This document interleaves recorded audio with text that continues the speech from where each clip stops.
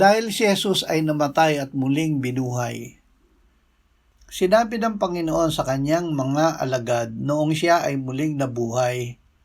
Ganyan ang nasusulat na kailangang magdusa ang Kristo at muling mabuhay mula sa mga patay sa ikatlong araw at ipangaral ang pagsisisi at pagpapatawad ng mga kasalanan sa kanyang pangalan sa lahat ng mga bansa mula sa Jerusalem.